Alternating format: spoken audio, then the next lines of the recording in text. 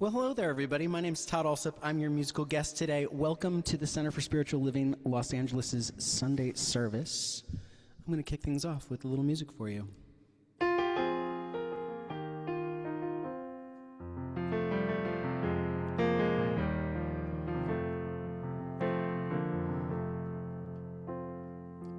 There used to be a grand tower alone on the sea. You became the light on the dark side of me.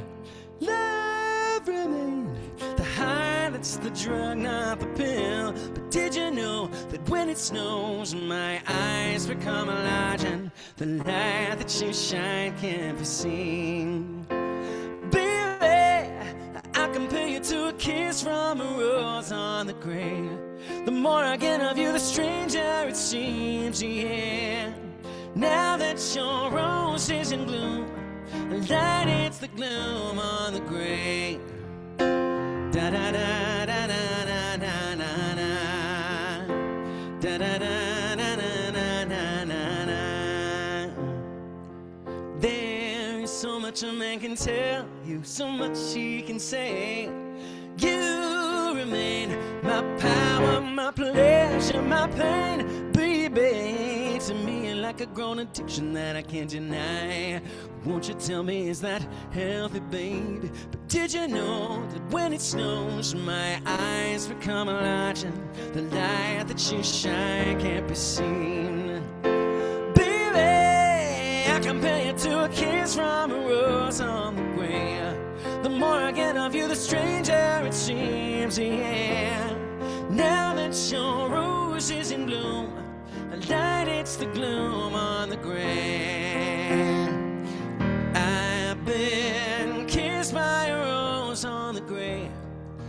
I've been kissed by a rose. I've been kissed by a rose on the grave. There is so much a man can tell you, so much he can say. You remain my power, my pleasure, my pain, baby. To me, you're like a grown addiction that I can't deny. Won't you tell me, is that healthy, baby? But did you know that when it snows, my eyes become large and the light that you shine can't be seen? Compare you to a kiss from a rose on the grave. Ooh, the more I get of you, the stranger it feels, yeah. Now that your rose is in bloom, a light hits the gloom on the grave. Da da da da da da da da da. Da da da da da da da da.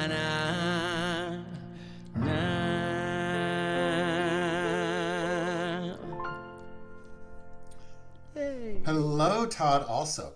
Hello, Keith Cox. How are you? I'm fantastic. How are you? I'm okay. Good. It's so nice to share this time with you again. It's been a while. Here. Yes, it has. Nice to be And back. you've been, Hi, everybody. Yeah, and you've been touring, right? And I don't know if you've been touring professionally, but you've been out on the road, and you've been to Europe, and you've been a variety of places. And now you have a new backdrop. You're living in a new location. I have a new home. I'm in the Hudson Valley. Yeah. In Hudson Valley? Yep. Well, congratulations. Thank you. It's so exciting, and I see all those wonderful accolades and awards behind you. Mm-hmm. Yes, indeed. The Todd Wall. The Todd Wall. I like the vanity wall. The vanity. You know what? We all have. Mine's got Sadie on it. My vanity wall. So yeah. Memorabilia is important. So it is. And to kick off our service with a little seal is also wonderful. So thank you. I love that. Flowers. I'm looking out at flowers all over the place. I have a garden. I love it. Yeah. Our theme, the giving of flowers, and I love that you thought of that song. It's so wonderful and perfect. Yeah. So. Yeah. Well, good. I know there's more to share, so I can't wait to do that with you later. See you in a bit. See you in a bit. Happy Sunday, everyone. I'm Reverend Dr. Keith Cox, and welcome to our Sunday morning celebration service. If you're joining us live, it is indeed Sunday morning on the 17th of May in the year 2026, and we're coming to you in our virtual space, and we're known as the Center for Spiritual Living Los Angeles. And I affirm for each and every one of us, whether it's live or at a later date, and I'm assuming that if you're tuning into this even at a later date, you're alive, that you are then knowing that you are the spiritual magnificence of all that there is, navigating life itself. And so we as a community come together to celebrate all of the elements of the divine, which are peace and power and beauty and joy and light and life and love and wisdom at a minimum that we all are, and that we access those through our thoughts and our beliefs and our actions and our reactions with the very thing itself, life. And so today I invite you to settle in wherever you may be, to get comfortable if that's safe for you, and to let's just ride this ride of the journey of this Sunday celebration service through message, through song, through prayer, and through opening up to spiritual insights. And so I'm happy that you're here, and I'm happy that I know that you're happy that you're here, and let's grow together. I'm going to put on the screen our opening slides, and I'm going to trust that I've worked out the kinks, and the kinks have worked out themselves in this process today. We are the Center for Spiritual Living Los Angeles, and we are supporting individuals finding their personal self-empowerment through a spiritual awakening. We do say hello to each and every one of you as a community, and we like to do that through the act of namaste. You'll see on the screen the beloved being of light and life with their hands in prayer position, leaning forward in a sparkling array of a framework saying namaste. I'd like for us to begin our service in doing that together, if that feels good, putting your hands together, bringing them to your heart, back up to your nose, to your lips, the kiss of the rose, and bend forward and say out loud, namaste. Namaste. This greeting, in its origin of Sanskrit, means I bow to thee. Today I invite us to use that term, I bow to thee, as an opening to an awakening for ourselves, as well as to use it as an honoring in its most modern incarnation of the divine in me honors and acknowledges that in you, and as we bend forward, we receive it back from you, simply as a virtual greeting. As a community, we come together and welcome all races, all religions, all countries of origins, all sexual orientations, all genders, and all abilities. We stand with you, obviously, literally and metaphorically in this context, but honoring you just as you are. I've said this thousands of times, I believe, at this point from this podium, if you will. And one of my favorite quotes of Ernest Holmes, the founder of the teaching of the science of mind, which is one of the things we practice here at CSL-LA, is the spirit has placed the stamp of individuality upon itself and called it you. Let's hear that again and feel that again. Spirit has placed the stamp of individuality upon itself and called it you. We believe in our philosophy, faith, and way of life that our word has power. That which we hear and that which we speak has a resonance field to it that moves into the consciousness of life itself. And so let's say our welcoming affirmation together that is indeed on the screen right now. We welcome one and we welcome all. As a community, we come together to teach primarily the philosophy, faith, and way of life known as the science of mind. Its basic core is change your thinking, change your life. The reason that matters is because we do have choice in life. We are mental beings, and as we choose to tend to that which we think and believe and act upon and react to, it lends itself into the framework of our state of mind, our consciousness. And because we live in a universe that's governed by spiritual law, meaning that it responds to that state of mind that we each have individually, and that we all have collectively because we're all interconnected at the level of mind, then we experience life relative to who and what we know ourselves to be. The great news about that is that we can make a decision to know ourselves to be that which we are innately, peace and power and beauty and joy and light and life and love and wisdom. The vision statement for our community is supporting individuals finding their personal self-empowerment through a spiritual awakening. That's what we invite in for each of us today. Being on an awakened journey of finding personal self-empowerment through a spiritual awakening. We open with our morning ritual called Calling in the Light. And I invite us all today to hear these words in a new way right now and to imagine hearing the music underneath it, because I can probably do this and get the music going. That's what I can do. I can be creative. You can look at me as a moment and see the namaste light of me and feel that as we now hear this music as an undercurrent. Go back to sharing the screen. Of course, I'm going to have to do this then again.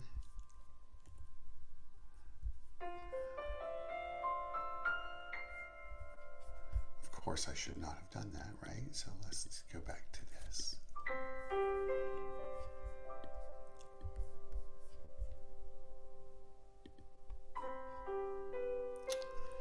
It's not taking that. So we're good though, right? We're all good. Calling in the light. Here we go. We're calling it in, everybody.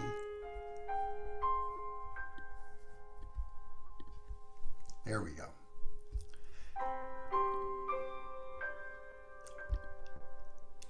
Calling in the light. The purpose of this ritual is to draw into our gathering this morning a more conscious awareness of our oneness and the qualities that we possess as complete expressions of the divine. I've addressed them twice already, of peace and power. Go on and on and on.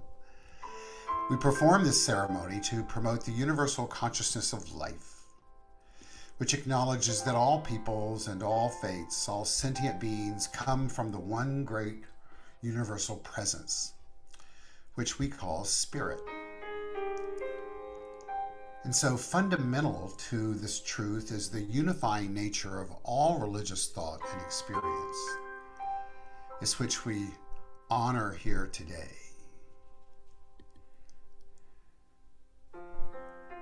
Today we're going to... Something happened. Sorry. I'm trying to find one particular slide, and I know it's here. So I'm going to keep going till I find it, and maybe it's not here. So maybe I am on the right path. You ever have those moments when you think I'm on the right path, and then you think I'm not on the right path? Well, let's believe that we are on the right path.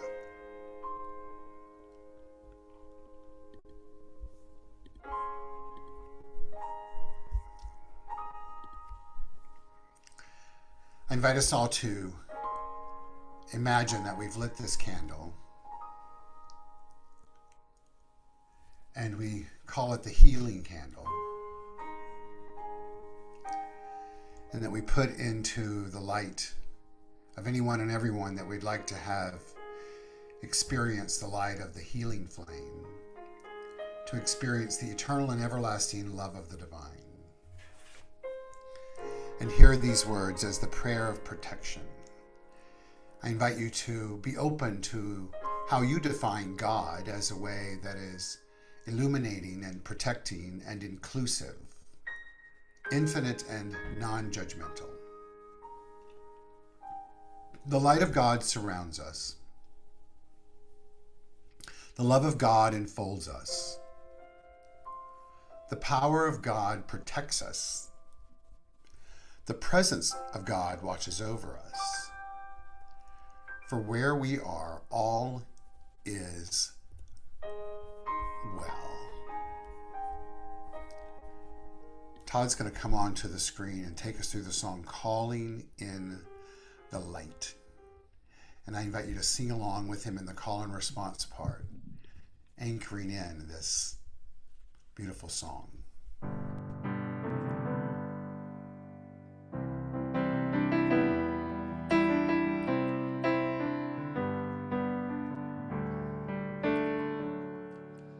Calling in the lights, calling in the lights, calling in the light of love.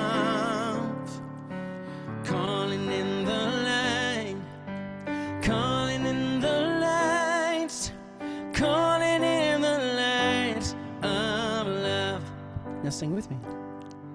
I am love. I am peace. In my heart, I am free. I am spirit. I am soul. All together, we are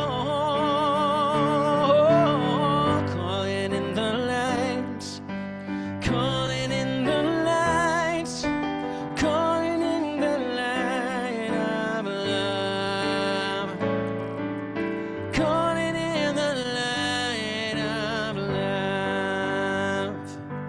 And so it is, and so it is, and so it is. And so it is, and so it is, And so it is. and so it is. It is, it is, it is. So I love you have such an upbeat version of that song. I love it. It's such a beautiful tune. Isn't it? Yeah. I know, it really is. And the lyrics are wonderful too. So it's a song that I long for someone to make like a hip hop rap version of it at some point. But I use the lyrics as a mantra a lot, walking and hiking. It's just because it has the rhythm of calling in the light, right? I am peace, I am power, yeah. And I just think it's got such a gravitas to it that not only have we heard it hundreds of times, but it also has great meaning, you know, and yeah, it's great. Good. So what song do you have for us next in the theme of the giving of flowers? The flowery theme. The flowery theme. Flora and a fauna. You know, I kind of like, I like to sift through. I like a good theme, so I like to dig. I found some Tom Petty for us. Oh, fantastic. Let's hear it. Some wildflowers for you. Shall I do it?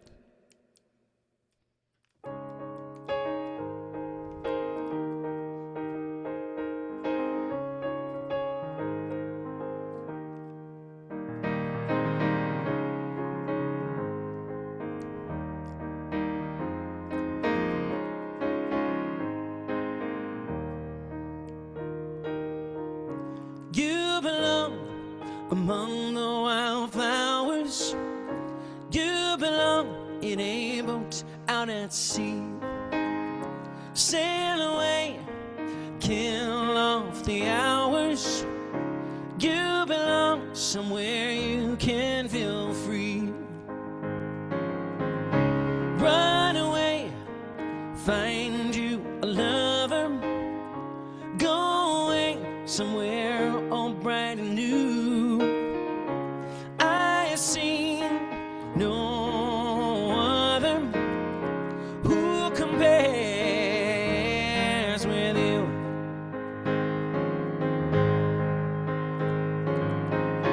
You belong among the wildflowers. You belong in a boat out at sea. You belong with love on your arm. You belong somewhere you feel free.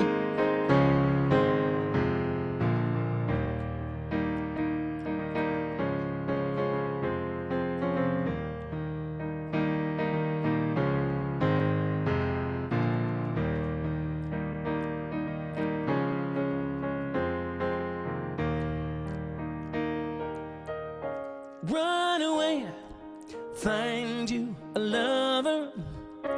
Run away, let your heart be your guide. You deserve the deepest of cover. You belong in that home by and by. You belong among the wildflowers. You belong somewhere close to me. You belong somewhere you can feel free. You belong somewhere you feel free.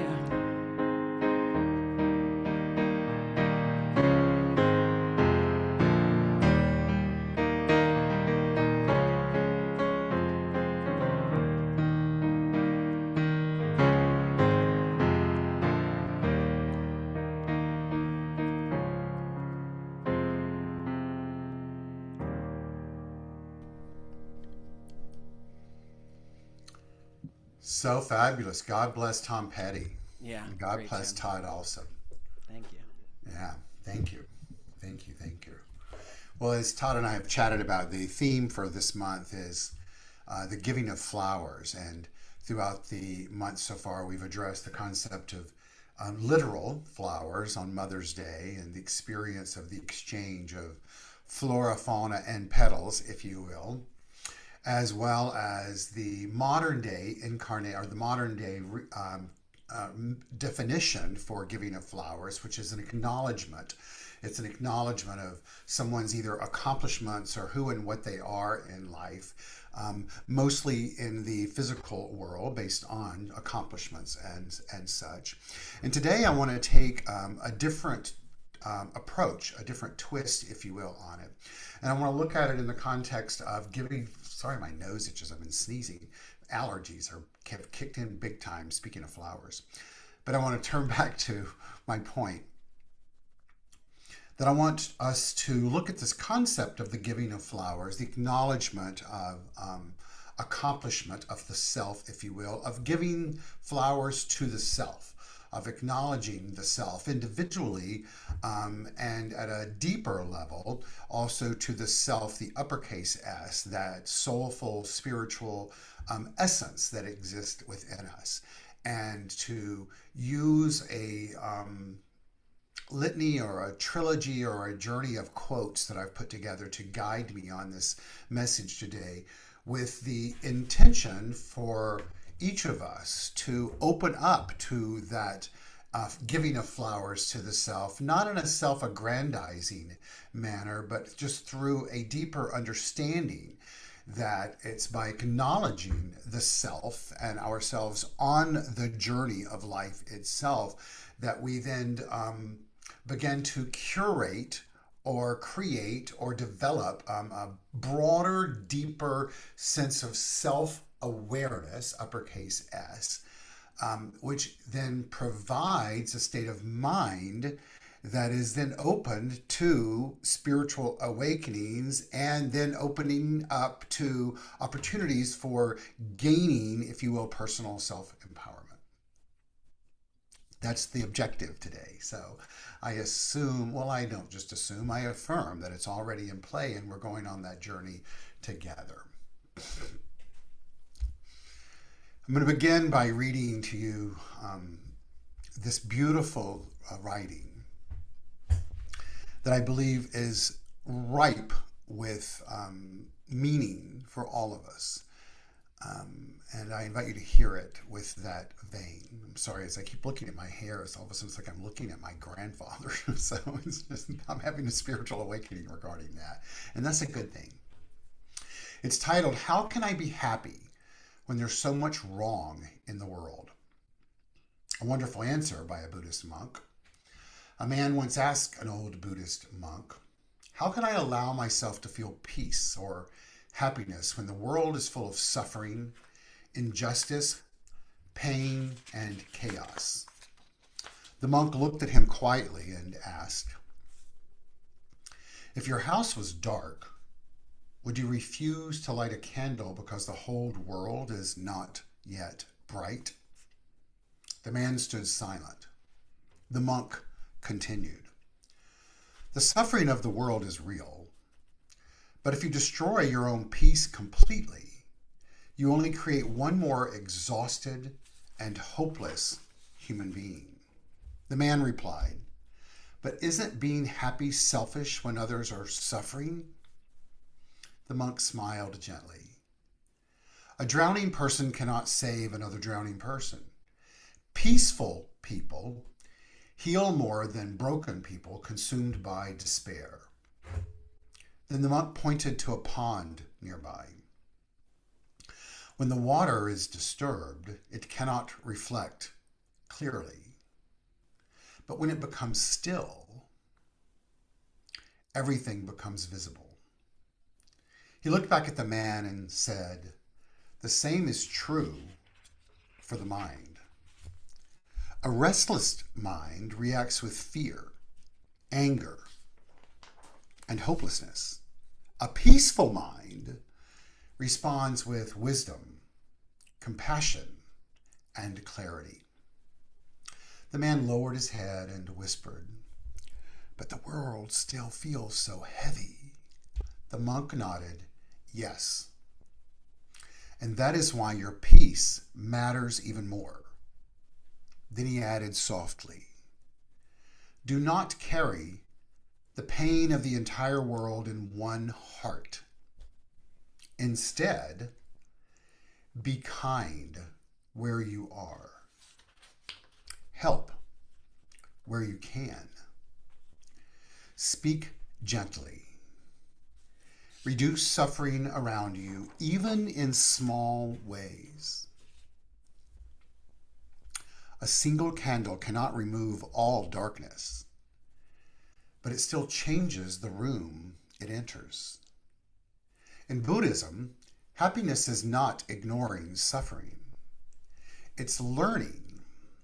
It's learning. It's learning how to remain compassionate without letting the suffering of the world destroy your spirit completely. The monk smiled one last time and said, "Protect your inner peace." We hear that. Protect your inner peace. The world needs more calm hearts, not more broken minds. This entire reading is so incredibly rich, and there's so much to be gained and garnered from it. And the element of peace that the monk refers to is something that I know for so many of us right now seems to be distant. I was having a conversation with a friend yesterday about that, and especially given if we allow ourselves to be just simply tuned in to what's taking place in the world affairs, and I mean that literally, the world affairs, but also the affairs of the world, whether that's on a global level or in a citywide level, or even sometimes in the four walls of our own home or within the confines of our own mind. And as I shared with my friend yesterday, there seems to be a theme in the New Thought movement at the moment of how does one address suffering? No longer in the modern world do we think it's wise to deny its existence, because that doesn't change it. If anything, it's actually an unhealthy approach. The dear monk here is telling us how to address it, to show up as compassionate, to protect your inner peace, meaning your own state of mind, to do what one can to the best of their ability to have a calm heart. In other words, to lean into that which we know innately is our nature, and then to gently and kindly and compassionately light the candle. It's no divine mistake at all, and I know there are no such things, but that Todd and I were just talking about calling in the light. We each have a reference point of not only the song, but the visceral physical experience of lighting a candle in our room when we meet in person. And we've even done that online, as I've even set off the smoke alarm here doing that. But we also all deeply know that experience of lighting a candle and the darkness in the room begins to disappear and dissipate, albeit maybe not even completely, just enough to bear witness to the flickering flame of the light. That is exactly what this monk is advising us to do in turning into a calm heart. It's the returning to the wisdom of tuning in to the flickering flame physically and metaphysically.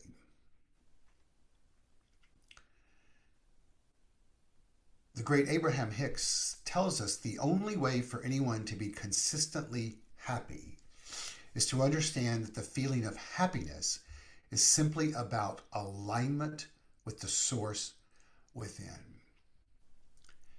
I believe Hicks is telling us here, much like the monk was telling us, that it's about a state of inner calm. It's a state of following the heart where love exists, not happiness as in hoo hoo ha ha, throwing pom-poms in the air, jumping and being almost maniacally happy.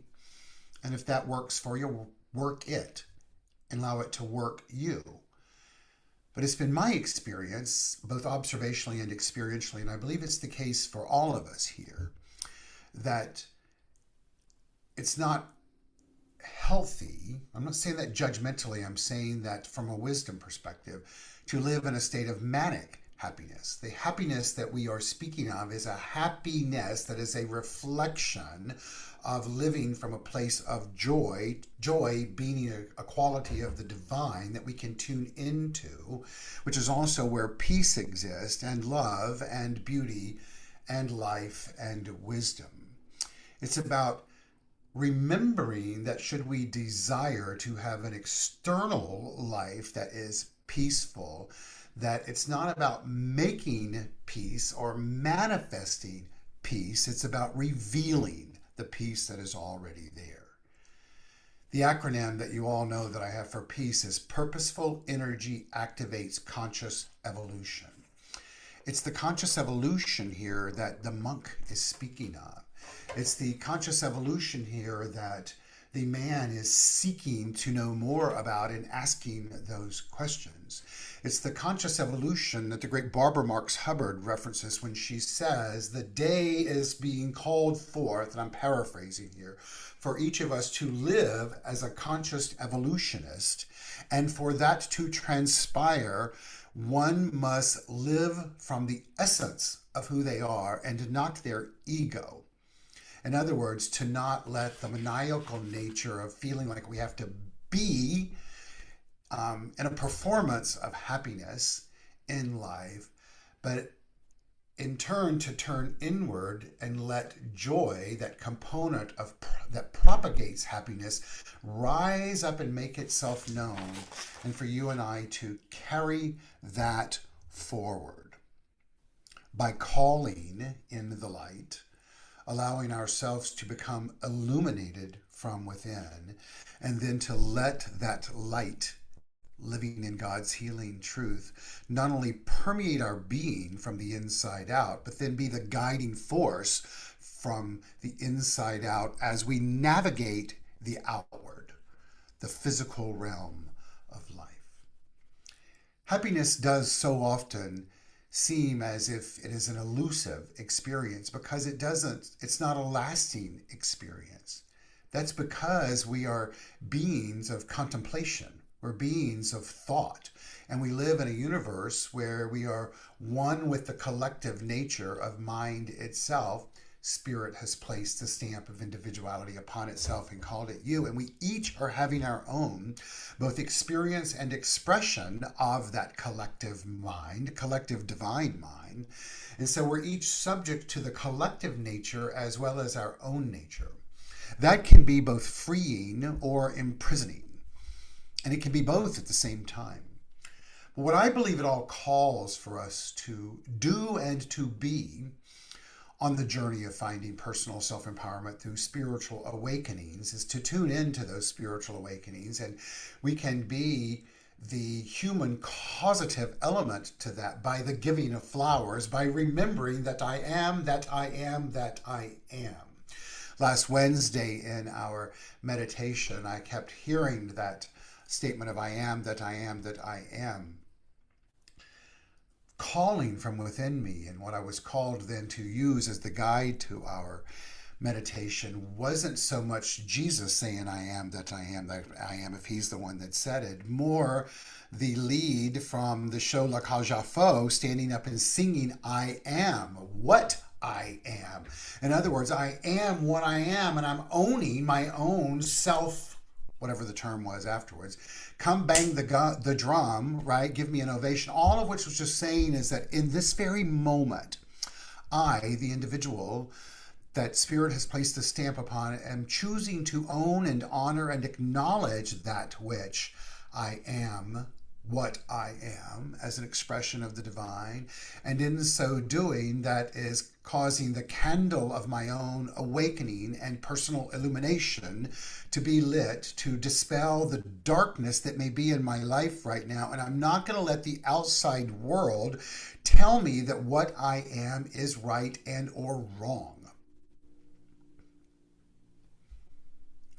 And I'm going to choose to be happy. Once again, not that maniacal external happiness. Happiness as a reflection of owning the joy that already exists within us.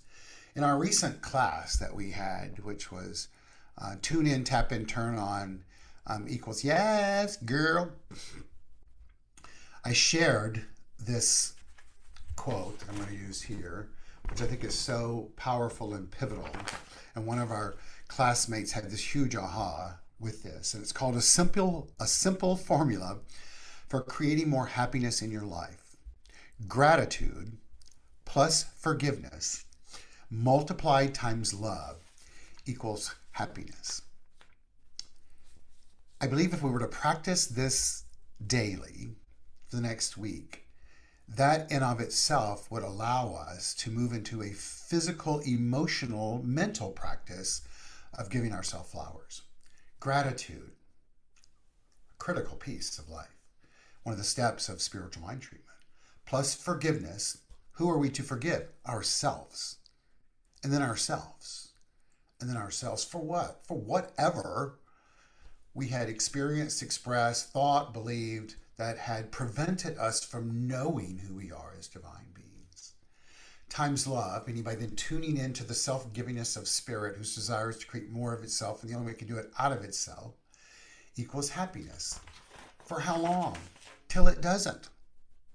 And then what is ours to do? To have gratitude plus forgiveness, multiplied times love, the self-givingness of Spirit, equals happiness. What is that? It's really a basic system of thought, right? It's changing your thinking, changing your life, and accepting and realizing without ego that the law of life has to respond to that. Why? Because that's its nature. It must respond. Holmes tells us that the law of life responds by corresponding, a very tenet of the New Thought philosophy known as the science of mind. Holmes says, that's when asked, what is New Thought, this practice that we have here? And from the New Thought Dictionary, published many years ago, I'm sure, he addresses this concept in this way: a system of new thought which affirms the unity of God with the human, the perfection of all life, and the immortality and eternity of the individual soul, forever expanding.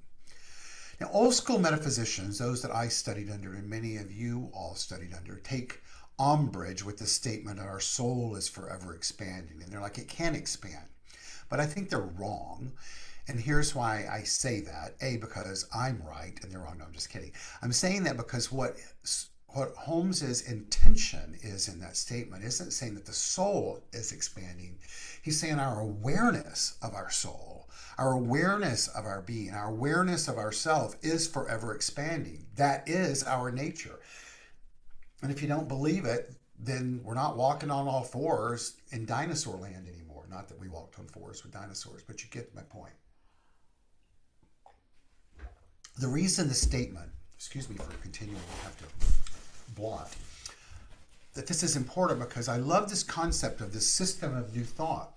The system of new thought that I've shared with us a moment ago, which is already new in a new way because I've just framed it as a system of new thought, is gratitude plus forgiveness times love equals happiness.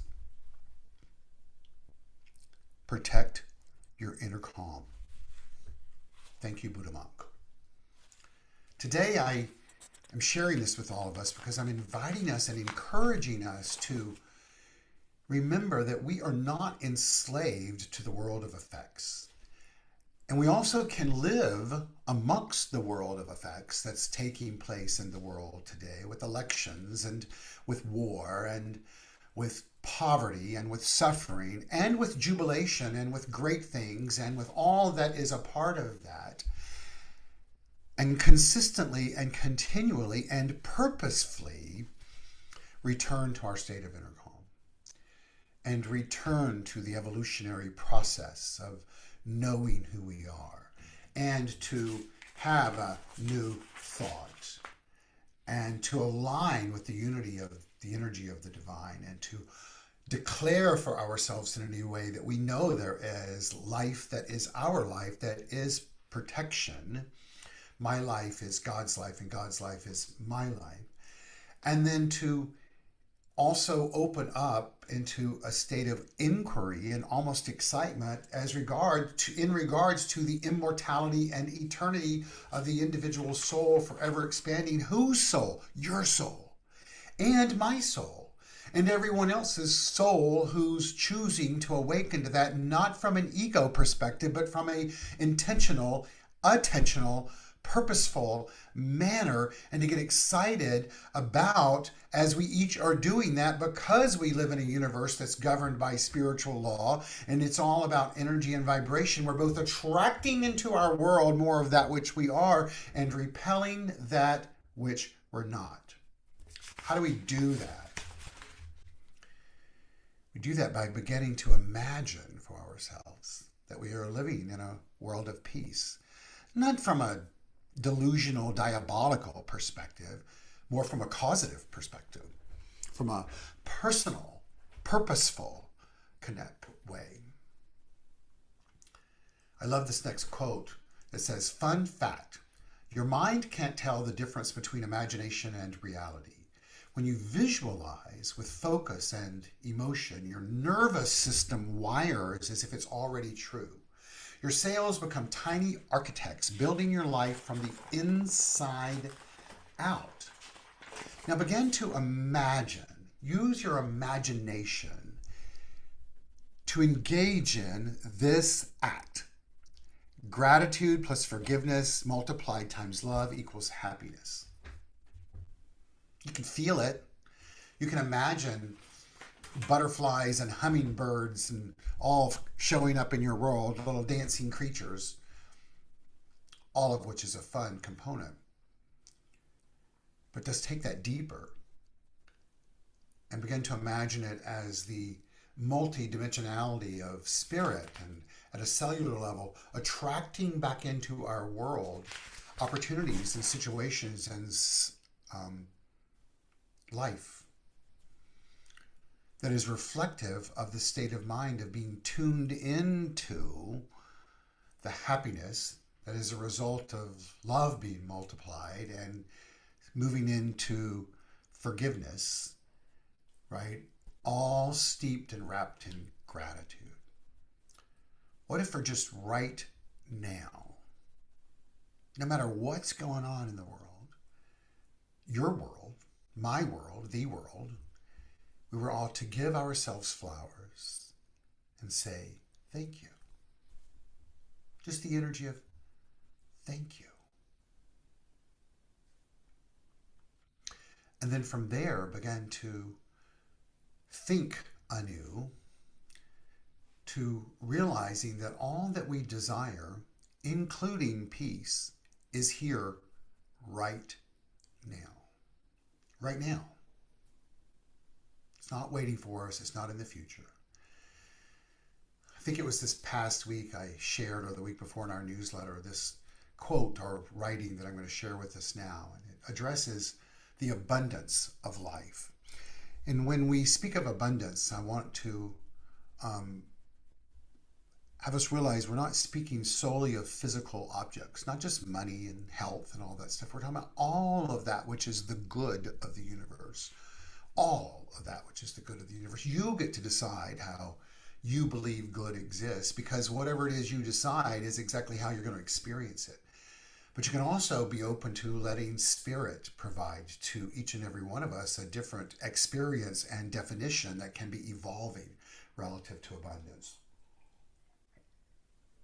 This article states, read this until it sinks in. And I believe in my instruction to us in our newsletter, I said, and then read it again, and read it again, and read it again. I believe this aligns completely with what I'm addressing today, both of that balance of the state of inner calm and also cultivating and curating and co-creating the external life that we desire. Your most abundant life isn't waiting for you in the future. It's available right now. The idea that can feel irritating or confronting because it cuts across everything that we're taught about time, effort, learning, and earning. We were trained to think linearly. Work first, live later. But the universe doesn't move in straight lines. It's quantum. Time isn't something you chase, it's something you step out of. Abundance isn't a destination you reach, it's a state you allow. And you can enter it at any moment. The acceleration doesn't come from forcing or grinding, it comes from following what lights you up. Back to the candle, baby. It comes from what? From following what lights you up. Joy, curiosity, authenticity, rest, learning what you actually enjoy. Follow those signals seriously, not casually, with commitment. When you move forward toward what feels alive, momentum takes over. That's how things open. Not because you tried harder, but because you finally moved in the right direction. Now frame the quantum element of life, the accelerated element of life, with gratitude plus forgiveness multiplied times love equals happiness. Frame it with the great monk saying, protect your inner calm. With Holmes saying, it's time for a new thought, baby. And then to recognize and realize this great quote from David Hawkins. Every thought, action, decision, or feeling creates an eddy in the interlocking, interbalancing energy fields of life. In this interconnected universe, every improvement we make in our private world improves the world at large for everyone. I just imagined when I said everyone, those of you that I know are on Zoom right now by name, those of you that I know that are on YouTube, because I know you're there live, and I'm imagining this interlocking, interconnected universe improving because of who and what I know myself to be. And I know that my world is improving because of who you know yourself to be. And I know for all of us that we can imagine that based on the elements of the world that we can't see at the moment on a couple of levels. One, because it's true and possible, and two, because we know that this is moving out into the ethers of both the YouTube world and beyond. That, in and of itself, should provide each of us some excitement, right? Some joy, some scintillating feelings that we're making a difference by lighting our candle, by calling in the light, by giving ourselves flowers and knowing that you're giving yourself flowers, and in that we're all together going, yes, girl. It's all about vibrations. And that's what's happening with even in this technological world. This great quote tells us that people entered your path based on vibration. People left your path based on vibration. Similarly, people will find you based on vibration. People travel in and out of roads, out of your road based on vibration. Trust the divine unfolding of your journey. What's being called for? Yes, on a global sense. Yes, in a broad sense. Yes, from the country's perspective and at a very local level. Transformation. That's what's being called for. We can continue to process that from an ego perspective of what the hell's wrong with everybody. And I say process it that way. And then get over your bloated nothingness self, as Holmes would tell us, or whoever the hell said that. And not beat yourself up, but forgive yourself. Not because you feel like you did something wrong, just because you're willing to then have a new thought. One must have that release of forgiveness to open up for what can come. That's what's being talked about regarding vibrations, to trust the divine unfolding of our journey. And that doesn't mean that we're not a part of that journey. We're a vital piece of that journey, each of us individually and collectively. And we're called to be tuned in to the transformational component of it, which rates really high on the map of consciousness. The great Anita Moorjani, who recently was at the Redondo Beach Center for Spiritual Living, I wish I had been there, but I wasn't, addresses this concept of transformation in this way. She says, transform your world by transforming your internal state. Where did we hear that before? The Buddha, the Buddhist monk. Start by learning to let go of negative self-judgment and just judgment, period, negative judgment. And then replace it with positive and loving thoughts about yourself. Be kind to yourself and watch your external world change. Today, let's all invite in a commitment to a spiritual tune-up. A spiritual tune-up is an intentional look at our life with the Creator. It's a guiltless way to attune ourselves to the divine. Just like cars and musical instruments all require tune-ups, so do we. And the tune-up that I'm affirming and inviting in for all of us and knowing that we're aligning ourselves to that is by having a new thought, by choosing to, with commitment and purpose, protect our inner calm, to not just keep it locked in, to then use it one step, one thought, one moment, one engagement at a time, and to be willing to freely be a more conscious, conscientious, purposeful, intentional, decisive being of light. And then be excited about feeling and acknowledging and participating in the external. But let's not let the external be the impetus or the cause for how we show up in life. Let's become clear on how we desire and intentionally show up in life, and then show up that way to the best of our ability. And without a doubt, the external shall change. I'm going to close with what I have for us in our newsletter tomorrow. And it's a deeper dive into the practice of Ho'oponopono. I'm going to say that the right way, because that is the right way.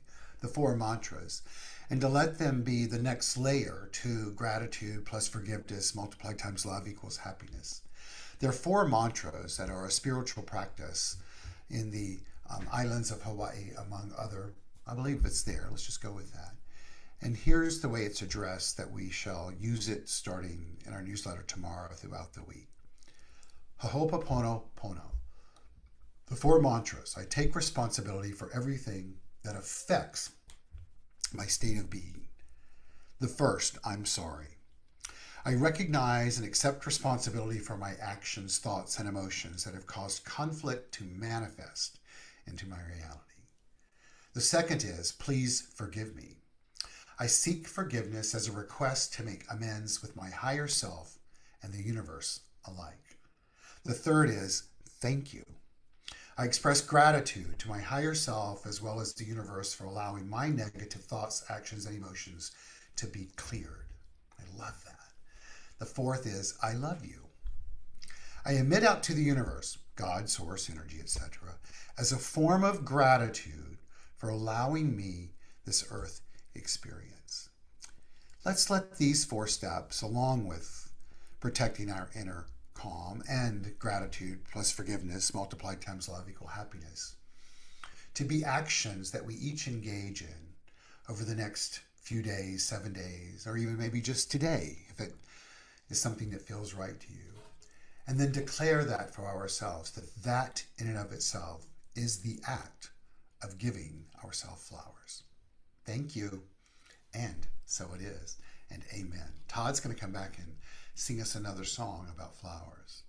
Peace and blessings to you.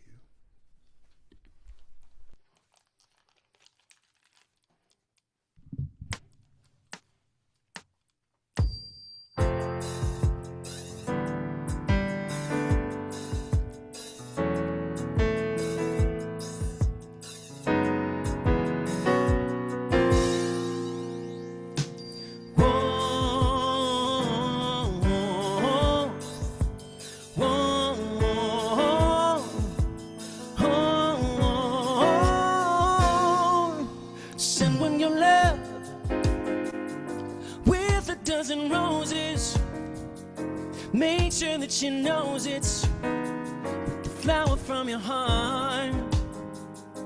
Show him your love, don't hold back your feelings. You don't need a reason when it's straight from the heart. I've heard so many say that the days of romance are no more, and people falling in love is so old-fashioned. But waiting out there the day that they once let slip away, I didn't need to fulfill their heart's desire for love's passion.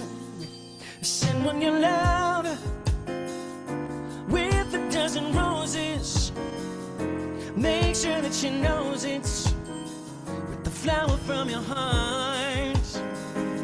Show him your love, don't hold back your feelings.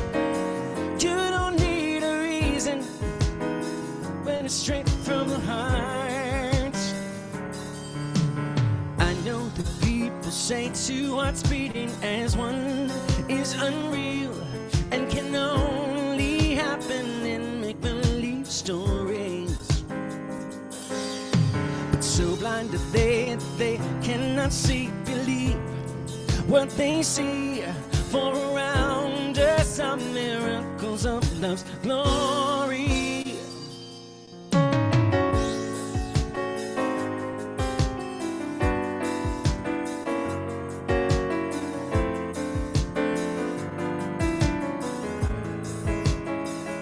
Show him your love, don't hold back your feelings. You don't need a reason when it's coming from a heart. Oh yeah. Oh,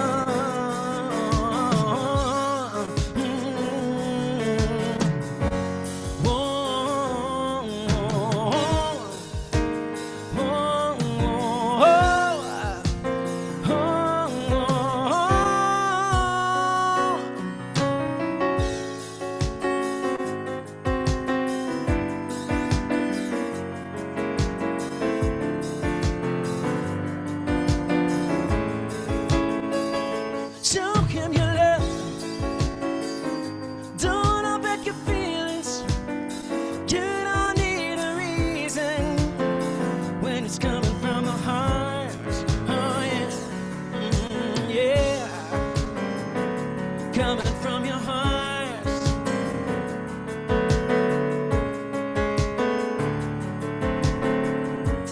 Whoa, whoa, whoa, whoa,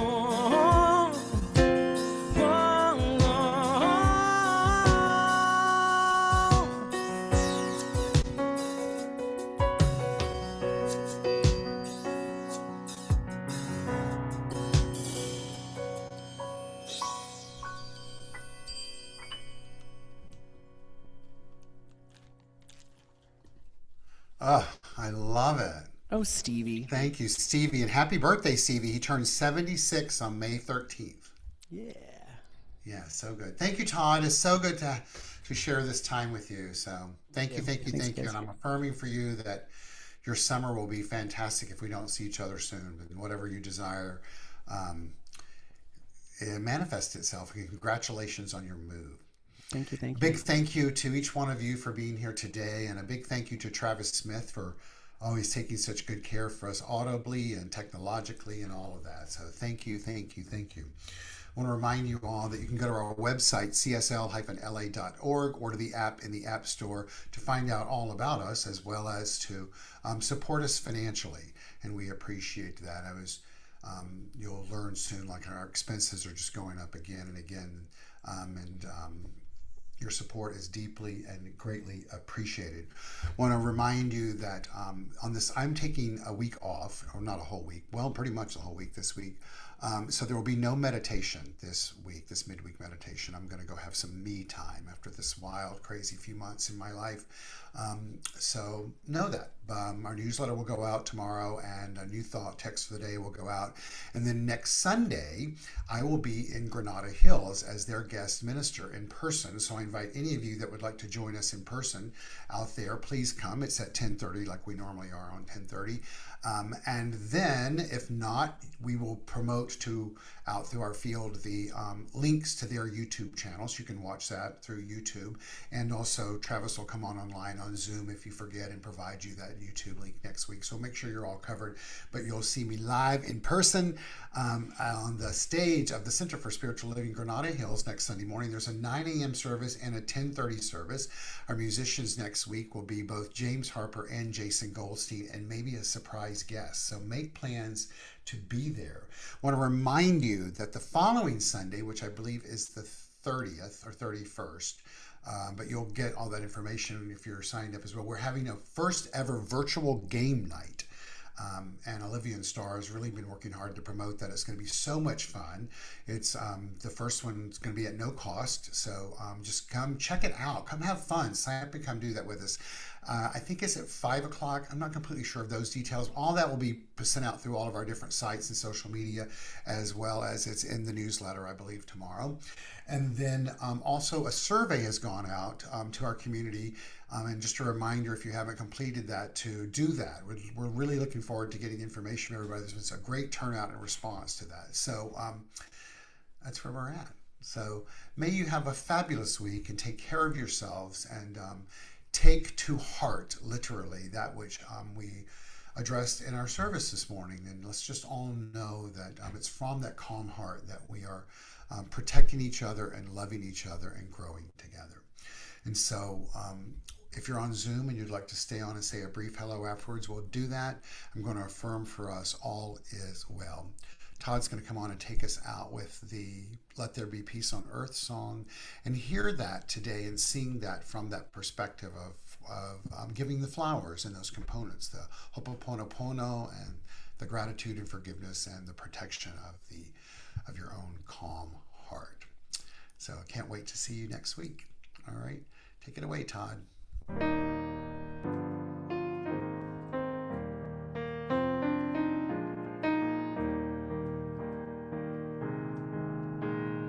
Let there be peace on earth, and let it begin with me. Let there be peace on earth, the peace that was meant to be. With God as creator, united all are we. Let us walk with each other in perfect harmony. Let peace begin with me. Let this be the moment now. With every step I take, let this be my solemn vow, to take each moment and live each moment in peace eternally.